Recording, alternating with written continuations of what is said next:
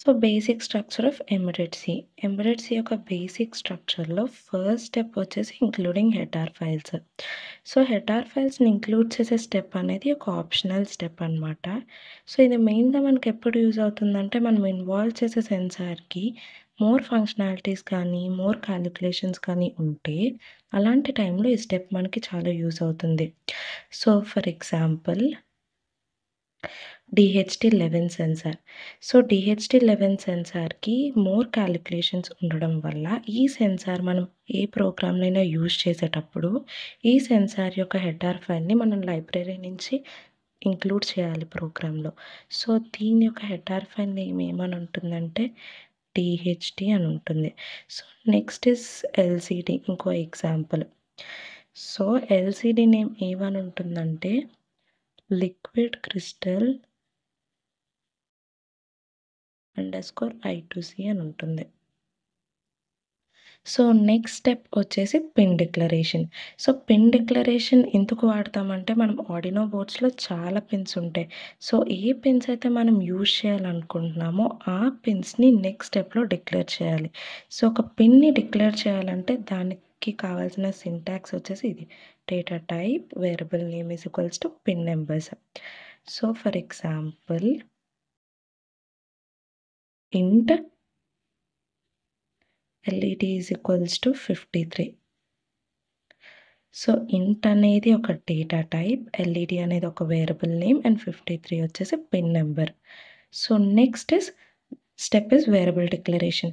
So, variable declaration ఎప్పుడు చేస్తామంటే, ఎప్పుడైతే ఆర్డినో బోర్డ్స్ అనేవి ఇన్పుట్ వాల్యూస్‌ని తీసుకోవాలనుకుంటున్నాయో, అప్పుడు వేరియబుల్‌ని డిక్లేర్ చేస్తామనమాట. సో, దాని సింటాక్స్ వచ్చేసి data type variable name. For example ఇంట్ ఏ. సో, ఇంట్ అనేది డేటా టైప్ అండ్ ఏ అనేది variable name. So, next step is void setup. So, void setup is used for single time execution. అంటే void సెటప్‌లో ఏ instruction అయితే ఇస్తున్నామో, ఆ ఇన్‌స్ట్రక్షన్స్ ఓన్లీ సింగిల్ టైమ్ మాత్రమే ఎగ్జిక్యూట్ అవుతాయి. సో, ఈ వాయిడ్ సెటప్‌లో మెయిన్‌గా మనం పిన్ మోడ్‌ని డిక్లేర్ చేస్తామనమాట. Pin mode is nothing but pin డిక్లరేషన్‌లో ఏ పిన్స్ అయితే డిక్లేర్ చేస్తున్నామో, ఆ పిన్స్ ఇన్పుట్ పిన్సా లేకపోతే అవుట్‌పుట్ పిన్సా అని తెలియడం కోసం పిన్ మోడ్‌ని యూజ్ చేస్తాం. సో, అలాంటి డిక్లరేషన్స్ వాయిడ్ సెటప్‌లో చేస్తామనమాట. సో, పిన్ మోడే కాకుండా సీరియల్ మానిటర్‌ని ఇనిషియలైజ్ చేయాలనుకున్నా ఈ వాయిడ్ సెటప్‌లో డిక్లేర్ చేయొచ్చు. So, next is void loop. So, void loop is used for continuous execution. అంటే వాయిడ్ లూప్‌లో ఏ ఇన్‌స్ట్రక్షన్స్ అయితే మనం యూజ్ చేస్తున్నామో, ఆ ఇన్‌స్ట్రక్షన్స్ కంటిన్యూయస్‌గా ఎగ్జిక్యూట్ అవుతాయి. లైక్ కంటిన్యూయస్‌గా ఇన్పుట్ సెన్సార్స్ నుంచి వాల్యూస్‌ని రీడ్ చేస్తూ కంటిన్యూయస్‌గా అవుట్పుట్ డివైసెస్‌కి రైట్ చేస్తూ ఉంటాయన్నమాట.